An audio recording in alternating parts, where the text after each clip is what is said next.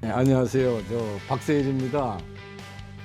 지금부터 몇 차례에 걸쳐서 제가 대한민국의 국가 개조에 대해서 국민 여러분들하고 같이 얘기할 수 있는 시간을 갖고자 합니다. 그동안 우리 국민 여러분들이 엄청난 노력으로 대한민국이 엄청나게 지금 크게 발전해 왔는데, 여기서 우리가 한 번 더 발전해서 이제 정말 선진국이 되고 통일된 나라를 만들려면 우리가 반드시 넘어야 될 고개가 큰 산이 하나 있습니다. 이 큰 산이 바로 저는 국가 개조라고 생각합니다. 그래서 이 부분에 대해서 한번 우리가 서로 진솔하게 같이 한번 대화하고 이야기를 나눌 수 있는 시간을 가지려고 하는데, 많이 관심 가져주시고 같이 생각해 주시기 바랍니다. 국가 개조라는 말이 우리나라에서 나오기 시작한 게, 내가 볼 때 세월호 사건을 보면서 그때 국민들이 우리나라가 좀 근본적으로 총체적으로 문제가 있는 거 아니냐 하는 걸 그때 굉장히 많이 느꼈어요. 그래서 이거는 정부의 모든 총체적인 제도 개혁도 있어야 되겠고, 또 의식 개혁도 있어야 되겠고, 제도만 가지고 안 되고, 더 나아가서는 정부만 바뀌는 게 국민도 좀 바뀌어야 되겠다. 그래서 그때 국가 개조란 말이 나왔는데, 나는 아주 시적절한 말이다 이렇게 생각합니다. 우리 사회가 한 번 더 뛰어오르려면은 전반적으로 다시 한번 이걸 돌이켜보고 큰 변화를 감수하지 않으면 안 된다. 그런 의미에서 국가 개조가 필요하다 이런 생각을 하는데, 좀 구체적으로 얘기하면은 지금 대한민국은 네 가지 큰 문제를 나는 위기에 당면하고 있다, 문제에 당면하고 있다 이렇게 생각합니다. 이 네 가지 큰 문제를 풀기 위해서는 국가의 시스템, 의식, 이것이 총체적인 변화와 개혁이 필요하다. 그래서 국가 개조다 이렇게 이야기하고 있습니다. 근데 그 네 가지가 뭐냐? 그걸 간단하게 우선 말씀드리면, 첫째, 대한민국은 통일할 수 있느냐 하는 거예요. 과연 지금 통일의 시대가 온다, 통일이 대박이다, 여기까지는 국민들이 이해한. 과연 통일의 시대가 또 우리의 지금 주체적인 역량, 내부의 사정, 준비, 각오, 의지 뭐 등등이 정말 통일을 성공할 수 있게끔 할 수 있을까?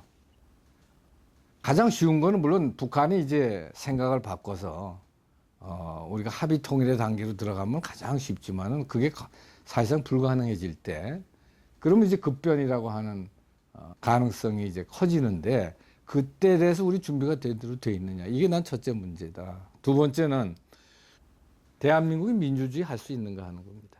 한 몇백 년 동안 인류가 민주주의라고 하는 걸 대단히 불안한 제도로 봤어요. 불안정한 제도로. 왜냐하면은 이게 잘못하다 보면은 중우 정치가 될 수가 있단 말이에요. 또 폭민 정치도 될 수 있단 말이에요. 잘 모르는 그냥 일단 집단이 나서서 막 떠들면은 일반 대중들은 대충 자기 일상들이 있기 때문에 관심 안 갖고 그냥 따라가 줄 수도 있고. 그러다가 아니다, 그래도 민주주의의 새로운 희망을 찾자 하는 게 지난 100년간 인류 역사에서 있었는데, 지금 민주주의가 선진국, 후진국에 관계없이 국가의 당면 과제를 잘 못 풀고 있어요. 민주주의가 문제를 푸는 걸 다리를 계속 잡고 있어요, 민주주의라는 게. 그래서 민주주의가 과연 이게 성공할 수 있느냐, 아니면 민주주의 성공 못할 것이냐. 그래서 얼마 전에도 토니 블레어가 쓴 글을 보니까, 민주주의는 죽는 건가, 죽고 있는 거 아닌가, 서양의 민주주의. 이런 상당히 그 한탄하는 글을 썼어요. 이 시대가 많은 변화를 요구하는데 변화를 민주주의가 해내지 못한다, 이런 얘기지. 그래서 대한민국의 민주주의는, 독재는 이제 군사 독재는 끝내는데, 과연 이제 성숙하고 국민의 이익을 신장하는 민주주의로 발전할 수 있냐, 이게 두 번째 문제고, 세 번째 문제는 이제 제가 보기에 위기는 대한민국의 지금 시장 자본주의가 과연 지속 발전할 수 있느냐 하는 거예요. 그게 무슨 얘기예요? 지금까지는 우리가 이제 산업화하면서 가난에서 벗어났는데, 지금 우리가 크게 봐도 세 가지 문제가 있다고. 성장을 어떻게 계속 다시 활성화할 거냐. 그래서 새로운 성장 동력을 찾아내고, 새로 이제 고도 성장으로 우리가 들어갈 수 있느냐 하는 게 하나 이슈고, 지금 증가되고 있는 양극화 문제를 어떻게 풀 거냐. 이게 과연 풀 수 있는 문제냐? 풀려면 어떻게 할 거냐 하는 거. 세 번째가 큰 문제가 고령화입니다. 이 노령화 문제, 인구 구조의 변화가 엄청난 이게 도전인데, 이거를 우리가 잘 관리할 수 있느냐. 근데 이런 것 등등해서 대한민국의 자본주의는 유지할 수 있는가, 발전할 수 있는가. 그다음에 이제 네 번째가 대한민국이라는 나라는 어떤 국가의 공동체성을 유지할 수 있는 국가라는 건 이건 그냥 집단이 하나의 가치 집단입니다. 공동의 가치와 목적을 가진 집단인데 우리나라의 그런 공동체성이 많이 약화되고 약간 해체당하는 그래서 예를 들어 가족도 혹은 사회도 사회 공동체, 가족 공동체, 국가 공동체가 대단히 과거와 같은 귀속감, 연대감 어떤 이런 것이 많이 흔들리고 그래서 가족 해체니 무슨 개개인으로 그냥 전부 다 파편화돼서 표류하는 그러면 이 공동체는 약간 되는 겁니다. 근데 약한 공동체 속에서 개개인이 성공할 수가 없습니다. 개개인이 자기가 발전할 수가 없단 말이에요. 그러니까 건강한 공동체 속에서 건강한 개인이 나오고 발전하듯이 이 대한민국이라는 공동체의 건강성을 어떻게 유지할 거냐. 유지할 수 있느냐. 하려면 뭘 할 것이냐.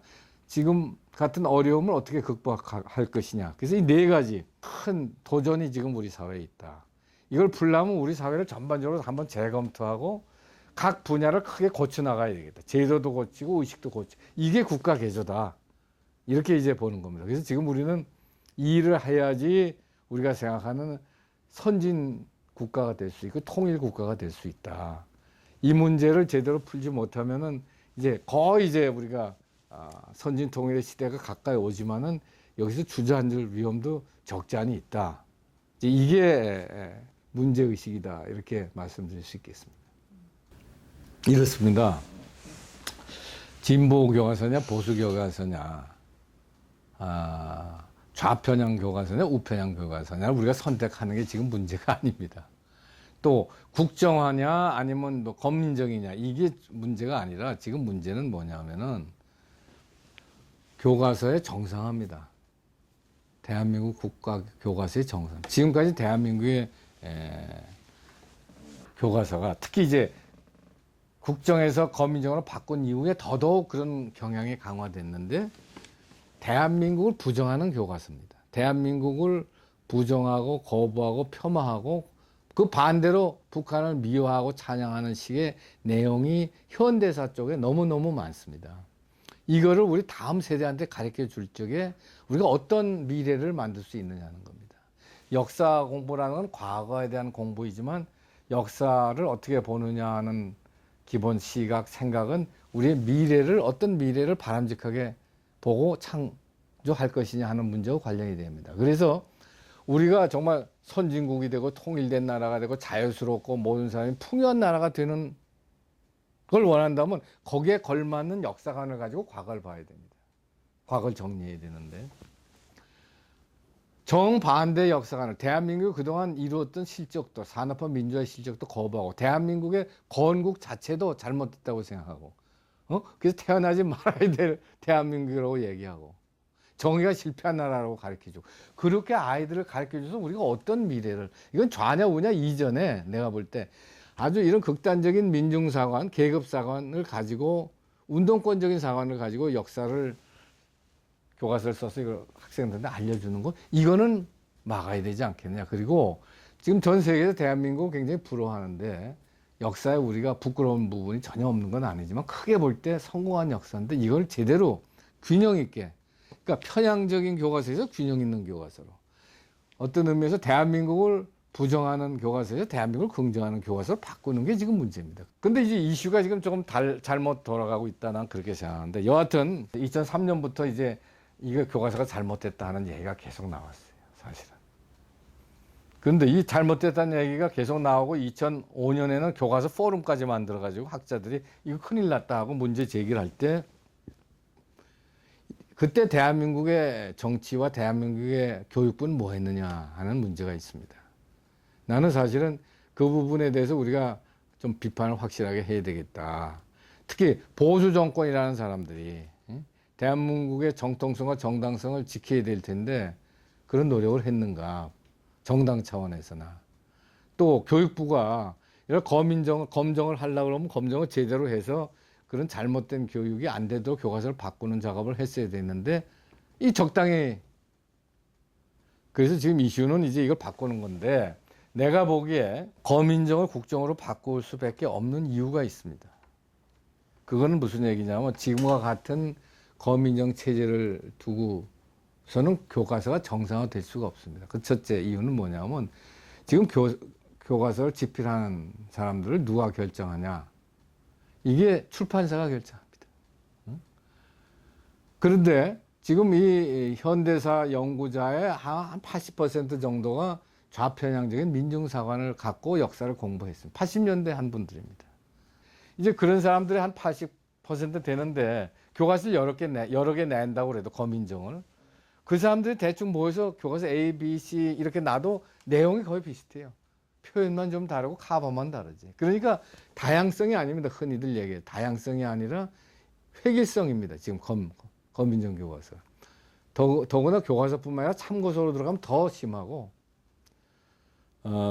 그래서 그게 첫째이고 두 번째는 이게 그런 좌편향의 역사관, 운동권적인 역사관을 가진 분들이 이념으로만 역사관을 가진 게 아니라 이익으로 뭉쳐져 있습니다. 교과서 시장이 엄청나게 큽니다.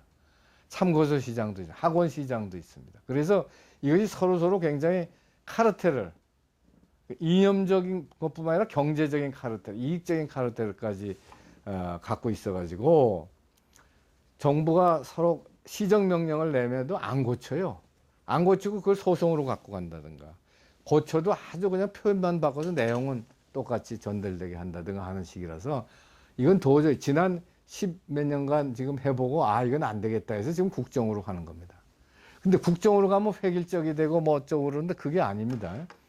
이게 편향적인 역사관을 균형적인 역사관으로 바꾸는데 역사편찬위원회가 나이 먹은 원로 교수들하고 또 역사뿐만 아니라 경제학, 정치학, 사회학 각 부분의 현대사를 연구한 분들하고 종합을 해서 대한민국의 역사 교과서를 만들면 훨씬 더 균형적인 교과서가 나오죠. 일방적이게 나올 수가 없습니다. 그래서 친일이냐 무슨 뭐 친북이냐 이런 차원이 아니라 지금 대한민국의 역사 교과서를 대한민국을 부정하는 역사관에서 긍정하는 역사관으로 제대로 바꿔서 우리 미래를 긍정적인 미래를 만들자 하는 그런 차원에서 봐야 되고 그 수단이 검정으로 안 되니까 지금 국정을 논의하는 거고 국정을 할 때 훨씬 질을 높일 수 있는 가능성이 많다. 과연 이거를 진보 보수가 정책적인 그 연대를 할 수 있겠느냐? 제가 이제 아까 안 됩니다. 왜? 구보수와 구진보는 못합니다.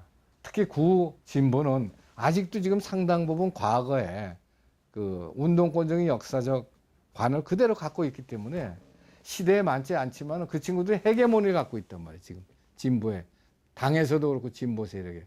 그러니까 이 친구들이 나는 이 친구들이 시대가 끝나고 새로운 진보 정말 밑에서 올라오는 새로운 진보들 정직하고 정책을 소중하는 진보들이 나올 때는 제가 볼 땐 진보 보수가 같이 얼마든지 연대해서 고치고 또 자기들이 못 보는 점을 서로 보면서 보완하고 그래서 좋은 교과서를 만들 수 있고 외국에는 다 그렇게 만들어요. 근데 문제는 우리나라는 외국에는 진보가 자유주의 하에서 보수 진보가 나눠집니다. 자유주의를 전제로 해서 보수 진보. 미국도 그렇고 영국도 그렇고. 그래서 막 논쟁하다가도 그래도 자유의 가치를 중심으로 해서 합의를 하는데 대한민국은 자유를 긍정하는 보수와 자유를 부정하는 진보가 있기 때문에 자유주의, 자유민주주의 시장경제에서 이게 합의가 이루어지기가 대단히 어려운 건 사실입니다. 그래서 나는 이런 시대는 끝내자. 그래서 구보수와 구진보의 시대는 끝내고 새로운 보수와 새로운 진보가 나와야지. 그렇게 되면은 내가 항상 얘기하는 게 국가 정책을 교육 정책도 마찬가지로 논의하면은 80%, 70% 내지 80%는 같은 결론이 나올 수밖에 없어요. 그걸 갖고서 연대하잖아요. 20, 30%는 아주 좋은 내가 볼 때 건강한 차이입니다. 그렇게 되는 게 선진국의 이제 나라죠. 우리나라 같지가 않습니다. 그래서 같은 진보 보수 좌우도 좀 의미가 다르다. 이렇게 생각을 해서 어차피 빨리 진보도 자기 황골 탈퇴하고 보수도 그동안에 이제 산업화 시대의 사고는 이제 벗어나서 세계화 시대의 사고로 나가야 되겠다. 그런 시대를 열어줘야 되겠다. 그래야지 우리가 희망이 있다. 이렇게 말씀드릴 수 있겠습니다. 지금 정부가 해야 할 일이 뭐냐 하는 거하고 굉장히 관련이 되는데